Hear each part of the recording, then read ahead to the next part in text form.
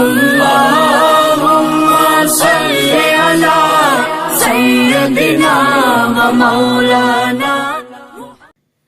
بسم اللہ الرحمن الرحیم نحمدہ ونصلی علی رسولہ الکریم اما بعد. محترم سامعین اور ناظرین، حضرت انس رضی اللہ عنہ روایت کرتے ہیں، فرماتے ہیں کہ ایک مرتبہ ہم نبی کریم صلی اللہ علیہ وسلم کے ارد گرد بیٹھے ہوئے تھے اور نبی علیہ السلام نصیحت فرما رہے تھے، ہم بغور سماعت کر رہے تھے. تو اچانک نبی علیہ السلام کے زبان سے ایک لفظ نکلا، یطلع علیکم الآن رجل من اہل الجنہ، کہ ابھی تمہارے پاس ایک آدمی داخل ہوگا جو جنتی ہوگا. صحابہ کرام جب سنے تو منتظر تھے، انتظار کر رہے تھے. نبی علیہ السلام کی زبان سے نکلا ہے، جھوٹ تو ہو ہی نہیں سکتا، اب اس آدمی کا دیدار کر لیں دنیا ہی میں رہ کر جو جنتی ہے، جس کے لیے جنت کی بشارت دی گئی. تھوڑی ہی دیر کے بعد ایک انصاری آدمی، ضعیف آدمی مسجد کے اندر داخل ہوئے اور خاموشی سے اسی محفل میں بیٹھے اور وہ محفل ختم ہوئی. پھر جب دوسرا دن آیا، صحابہ کرام اسی انداز سے بیٹھے ہوئے تھے. پھر نبی علیہ السلام کے زبان سے وہی لفظ نکلا، یطلع علیکم الآن رجل من اہل الجنہ، کہ اب عن قریب تم پر ایک ایسا آدمی داخل ہوگا جو جنتی ہوگا. صحابہ کرام حیران ہوئے، کل ایک جنتی کو دیکھے. پھر دل میں ارادہ ہوا، نبی علیہ السلام کا فرمان ہے، جھوٹ تو ہو نہیں سکتا. پھر منتظر تھے کہ وہی انصاری صحابی دوبارہ پھر داخل ہوئے اور مجلس میں آ کر بیٹھ گئے. پھر اسی طریقے سے مجلس اختتام کو پہنچی، مجلس ختم ہوئی. پھر تیسرے دن ویسے ہی محفل لگی، صحابہ کرام بیٹھے ہوئے ہیں، نبی علیہ السلام کے زبان سے وہی لفظ نکلا، یطلع علیکم الآن رجل من اہل الجنہ، تم پر ایک جنتی آدمی ابھی داخل ہوگا. صحابہ کرام دیکھ رہے ہیں، تیسرا دن ہے، وہ کون سا شخص ہے جس کے لیے نبی علیہ السلام جنت کی بشارت پر بشارت سنائے جا رہے ہیں. جب تیسرے دن جب نبی علیہ السلام نے فرمایا، صحابہ منتظر تھے. پھر وہی انصاری صحابی مسجد میں داخل ہوئے. وضو کی وجہ سے ان کے داڑھی سے پانی ٹپک رہا تھا اور وہ بائیں ہاتھ میں چپل پکڑے ہوئے تھے. تو انہی محفل میں، ان صحابہ کی محفل میں ایک صحابی ہیں جن کی عبادت آسمانوں کو چھو رہی تھی. وہ دن میں روزے رکھتے، رات بھر عبادت کرتے، ہر دن ایک قرآن پڑھا کرتے تھے. حضرت عبداللہ بن عمرو بن عاص رضی اللہ عنہ اپنے دل میں کہتے ہیں، یہ صحابی ہم ہی جیسی عبادت کرتے ہیں، ہماری طرح نماز پڑھتے ہیں، انہیں یہ مقام کہاں سے حاصل ہوا جن کے لیے نبی علیہ السلام نے تین مرتبہ جنتی ہونے کی بشارت دی ہے. جب مجلس ختم ہوئی، عبداللہ بن عمرو بن عاص رضی اللہ عنہ ان کے پیچھے ہو لیے. اب سوچنے لگے کہ دیکھنا چاہتے ہیں کہ وہ کون سا عمل کرتے ہیں جس کی وجہ سے انہیں یہ بشارت ملی ہے. انہی کے ساتھ پیچھے چلتے ہوئے ان کی منزل، ان کے گھر پہنچے اور گھر پہنچنے کے بعد ان سے کہا کہ میرے والد سے کچھ جھگڑا ہوا ہے، ناراضگی ہوئی ہے. میں نے قسم کھائی ہے کہ میں 3 دن تک اپنے والد سے ملاقات نہیں کروں گا، اپنے گھر نہیں جاؤں گا.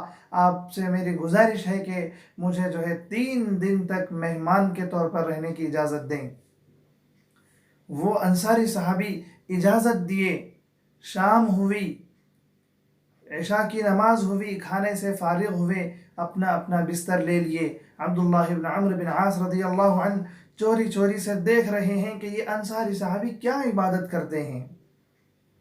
رات پوری گزر رہی ہے، تہجد کا وقت ہو چکا ہے، لیکن وہ انصاری صحابی بستر سے اٹھ نہیں رہے ہیں. صرف یہ دیکھ رہے ہیں کہ وہ جس وقت بستر سے پلٹ رہے ہیں یا ان کی آنکھ کھل رہی ہے تو وہ تکبیر کہہ رہے ہیں، تسبیح پڑھ رہے ہیں.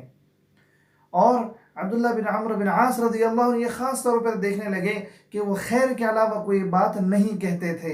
انصاری صحابی پہلا دن گزر گیا، فجر کی نماز کو اٹھے، نماز پڑھے، کھانا کھا لیا، پھر اپنے کام کے لیے چلے گئے. دوسرا دن آیا، پھر وہی معمول. تیسرا دن آیا، وہی معمول. تہجد کی نماز بھی نہیں، فجر کے لیے فوراً اٹھ رہے ہیں. نماز پڑھ رہے ہیں، پھر کھانے سے فارغ ہو کر اپنے کام کے لیے جا رہے ہیں۔ تیسرے دن عبداللہ بن عمرو بن عاص رضی اللہ عنہ رہ نہ سکے، پوچھ لیے، کہنے لگے کہ اے انصاری صحابی، میرے والد سے میرا کوئی جھگڑا نہیں ہے، میں صرف یہ دیکھنا چاہتا تھا کہ وہ تمہارا کون سا عمل ہے جس کی وجہ سے تمہیں جنت کی بشارت دی گئی ہے۔ تین مرتبہ نبی علیہ السلام نے بشارت دی ہے۔ تو وہ انصاری صحابی کہنے لگے تو میرا عمل تو وہی ہے جو تم دیکھ رہے ہو۔ عبداللہ بن عمرو بن عاص رضی اللہ عنہ جانے لگے، جب دروازے پر پہنچے تو وہ انصاری صحابی انہیں پھر واپس بلا لیے اور بلا کر کہنے لگے کہ اے عبداللہ، میرا عمل تو وہی ہے جو تم دیکھ رہے ہو، بس ایک عمل ہے، وہ یہ ہے کہ میں جب سوتا ہوں تو دل سے سب کو معاف کر کے سوتا ہوں، کسی مسلمان کے بارے میں میرے دل میں بغض، کینہ، حسد اور دھوکہ بالکل نہیں ہوتا۔ حضرت عبداللہ سمجھ گئے کہ یہی عمل ہے کہ کسی مسلمان کے بارے میں دل میں کوئی بغض نہ ہو، کوئی کینہ نہ ہو، کوئی حسد نہ ہو، کوئی دھوکہ نہ ہو، اور سب کو معاف کر دینا۔ یہ ایسا عمل ہے جس کی وجہ سے اللہ نے تمہیں یہ اونچا مقام عطا فرمایا ہے جس کی ہر ایک طاقت نہیں رکھتا۔ اس لیے یہ ہے سچا دین، یہ ہے سچا اسلام۔